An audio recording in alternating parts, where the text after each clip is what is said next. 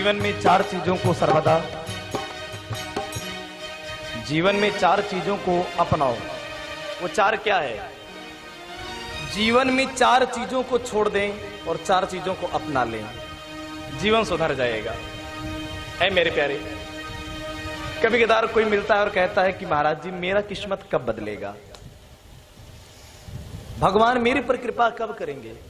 तो मैं कहता हूं भगवान किसी पर कृपा नहीं करता है। अच्छा, भगवान कृपा करते हैं? नहीं करते। भगवान तो अपने लाडलों से दुलार और प्यार करते हैं, कृपा नहीं करते, लाड और दुलार करते हैं। तो फिर किस्मत कैसे बदलती है? ऐ मेरे प्यारे, मनुष्य अपने जीवन का भाग्य विधाता स्वयं होता है। आज इसे भी नोट कर लेना हृदय में।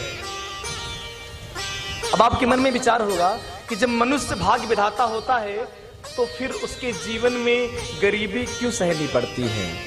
क्योंकि उसकी सोच गलत है। किसी ने सच कहा है कि जब परिस्थिति ना बदले तो मन की स्थिति को बदल लेना चाहिए। जब परिस्थिति ना बदले तो मन की स्थिति को बदल लो, परिस्थितियां खुद ब खुद सुधर जाएंगी। जैसे माना कि मेरे मन में भूख भी है और कई प्रकार के व्यंजन को खाने की इच्छा भी है। ध्यान देना, मेरे पेट में भूख भी है और मन में कई प्रकार के व्यंजन को खाने की इच्छा भी है। अब आप सोचिए, भूख के लिए व्यंजनों की जरूरत होती है कि आहार की जरूरत होती है? आहार की जरूरत होती है। लेकिन व्यक्ति बहारों में उलझा पड़ा है कि मैं दाल चावल खाऊंगा, रोटी शाक खाऊंगा, पूड़ी खाऊंगा, ये खाऊंगा, वो खाऊंगा।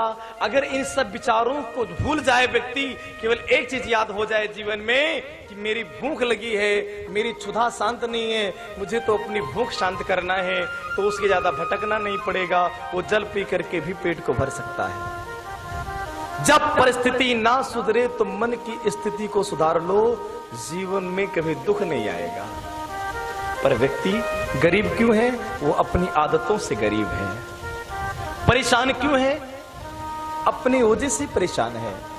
परेशानी कोई देता नहीं प्यारे, परेशानी तो खुद ब खुद आप बटोर लेते हैं। हाँ, जीवन में चार चीजों को त्यागो। भागवत में प्रवेश करने से पहले मैं बताना चाहूंगा, जीवन में चार चीजों को त्याग दो। प्रथम,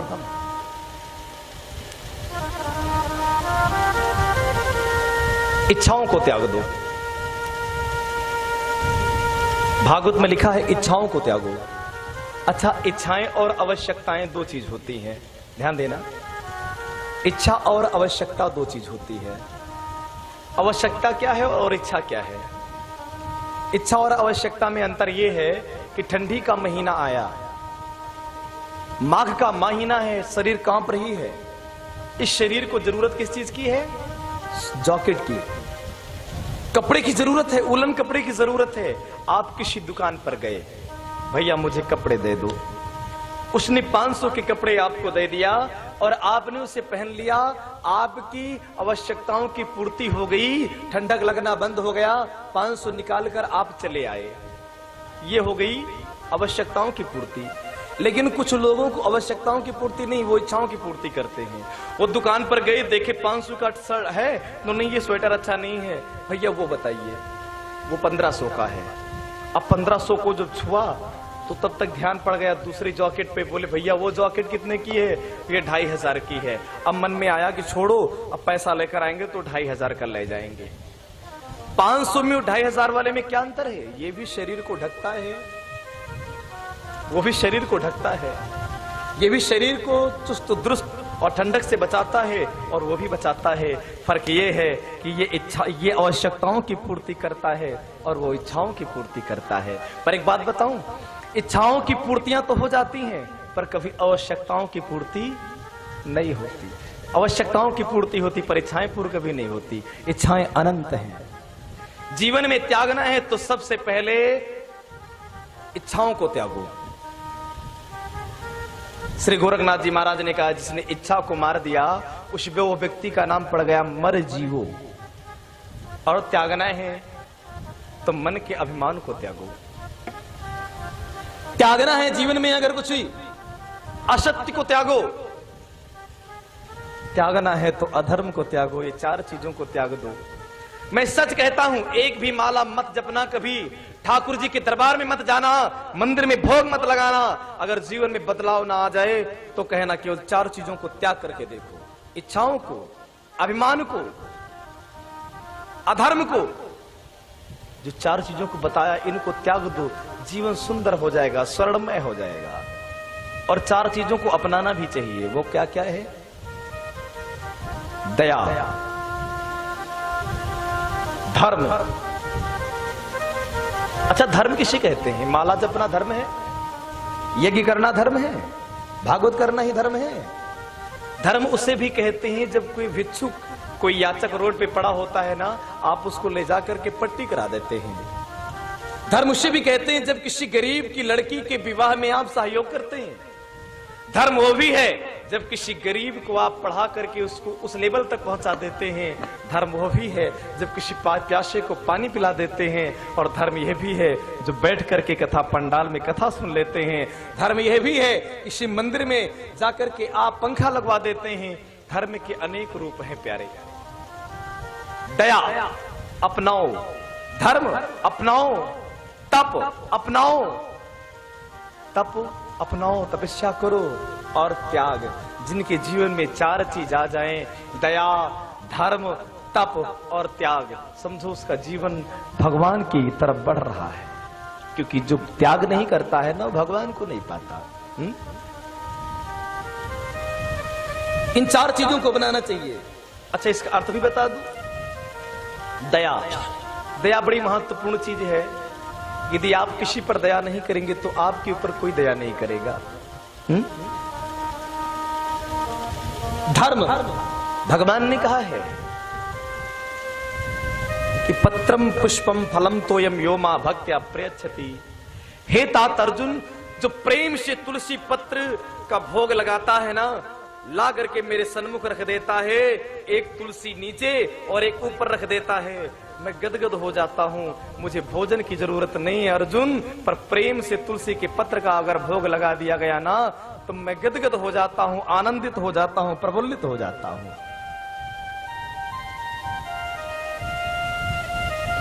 दया, धर्म ये है, भगवान की पूजा करो, उपासना करो, जितना हो सके तुझसे, जितना बन सके उतना करो।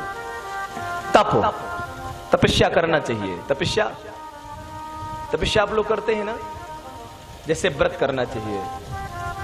खैर, आप लोगों का व्रत तो बड़ा घातक होता है। व्रत तो मैंने केवल एक ही व्यक्ति का देखा जीवन काल में। मैं रामचरितमानस को पढ़ रहा था तो शुरुआत में ही लिखा है कि माता पार्वती ने तपस्या किया, बड़ी जोर तपस्या। संबत सहस मूल फल खाए, साग खाए सत बरस गवाए, कछ दिन भोजन बारी बतासा, कछ दिन कीन कठिन उपवासा। तप इसे कहते हैं, त्याग इसे कहते हैं, और व्रत इसे कहते हैं। पार्वती से सीख लो। 7 वर्ष की पार्वती जब महादेव को पति रूप में पाने के लिए हिमालय के कंदराओं में जाकर जब बैठी ना, कोई घर नहीं थे, कोई मकान नहीं थे, तो पार्वती, नन्ही सी पार्वती ने क्या खाया जान लो। संबत साहस मूल फल खाए, मतलब एक संबत मतलब 1 वर्ष तक कंदमूल फल खा करके बिताया। पार्वती हो गई 8 वर्ष की। साग खाए 7 बरस गवाए, 1 वर्ष तक कंदमूल फल खा करके जीवन को बिताया। 7 वर्ष तक साग खा करके कितनी वर्ष की हो गई? 8 7 15 वर्ष की। और जब 15 वर्ष की हो गई पार्वती, तो याद आया, ओहो, मैं तो किशोर अवस्था की तरफ बढ़ रही हूं। किशोर अवस्था कब लगता है? 14 वर्ष के बाद।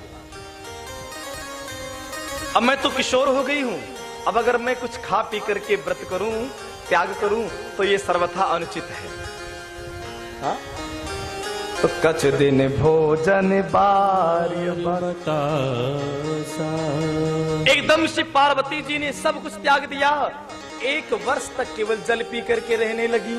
कितनी वर्ष की हो गई पार्वती जी? 16 वर्ष की हो गई। और जब 16 वर्ष की किशोर हो गई तो पार्वती ने कहा ना प्रभु ना, अब जल पीना भी बंद कर दूंगी। और श्री पार्वती जी ने केवल श्वासों के आदान प्रदान से जीने लगी 4 वर्ष तक। 16 4 20 वर्ष की हो गई। और जब 20 वर्ष की हो गई पार्वती जी, तो पार्वती जी ने श्वास को लेना बंद कर दिया। भगवान प्रकट हो गए।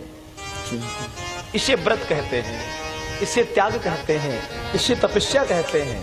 और एक आप लोग हैं, कहते हैं नवरात्र व्रत करना है और एक एक घरों में एक एक कुंटल आलू की खपत होती है। क्या व्रत है यार? व्रत का अर्थ जानते हैं क्या है?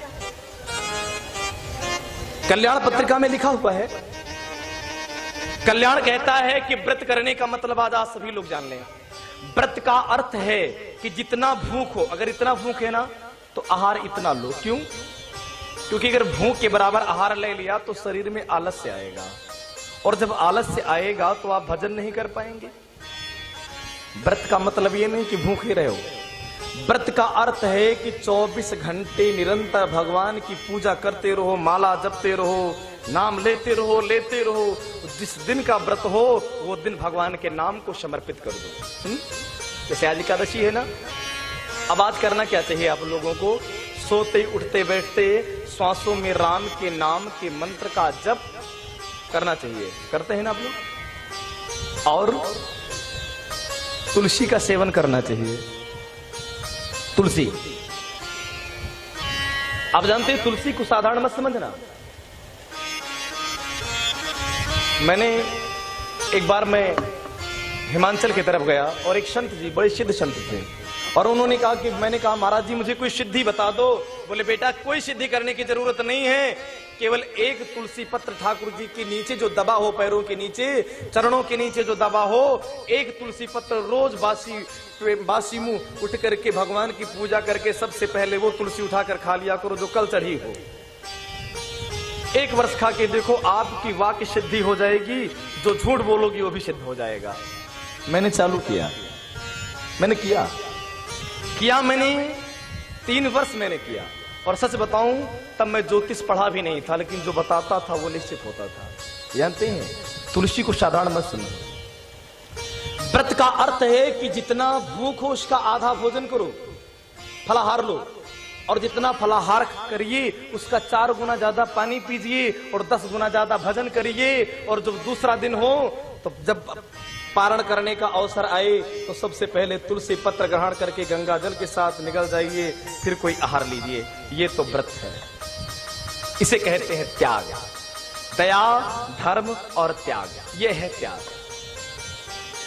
अब आइए तप।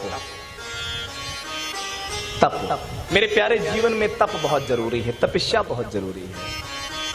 क्यों? जिसके जीवन में तपस्या नहीं होती, त्याग नहीं होता, तप नहीं होता, वो जीवन किसी के काम नहीं आता। प्यारे, तप करना बहुत जरूरी है। इस धरती पे जिस चीज ने त्याग नहीं किया, तप नहीं किया, उसके जीवन पे भगवान की कृपा कभी बरसती नहीं है।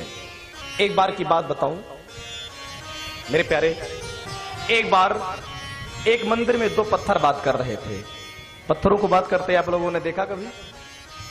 नहीं देखा ना? एक बार एक मंदिर में 2 पत्थर बात कर रहे थे। हर मंदिर में 2 पत्थर होते हैं। वो 2 पत्थर कौन है? एक जो मूर्ति बना बैठा है, और दूसरा पत्थर जो फर्श में लगा हुआ है। फर्श के पत्थर ने मूर्ति को देखा और रोने लगा। ध्यान देना, फर्श के पत्थर ने मूर्ति को देखा और रोने लगा, जोर जोर से रोने लगा।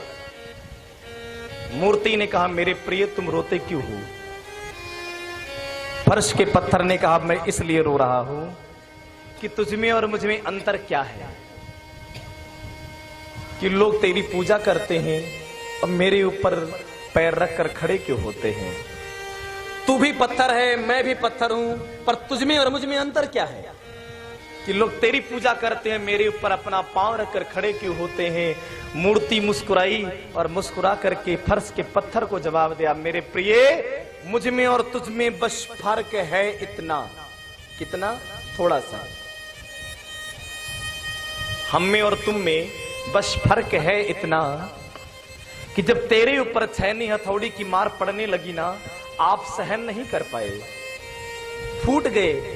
इसलिए कच्चा पत्थर समझ करके शिल्पकार ने घिस करके तुझे फर्श में लगा दिया। पर जब मेरे शरीर का निर्माण होने लगा, जब मेरी आंखों का निर्माण होने लगा, जब मेरे नाक का निर्माण होने लगा, जब मेरे कानों का निर्माण कर रहा था मूर्तिकार, तो करोड़ों छेनी हथौड़ी की मार पड़ती गई। मैं सहता गया आज इसलिए मेरी पूजा हो रही है। ऐ मेरे प्यारे, जिसने जीवन में त्याग नहीं किया, समझो कुछ भी नहीं किया, कुछ भी नहीं किया। इसलिए आप भागवत में आए हैं, अब मैं भागवत की तरफ चलता हूं, और भागवत एक त्याग का विषय है। मेरे कहने का अर्थ यही है कि 7 दिन आप लोगों को 4 चीज अपना लीजिए,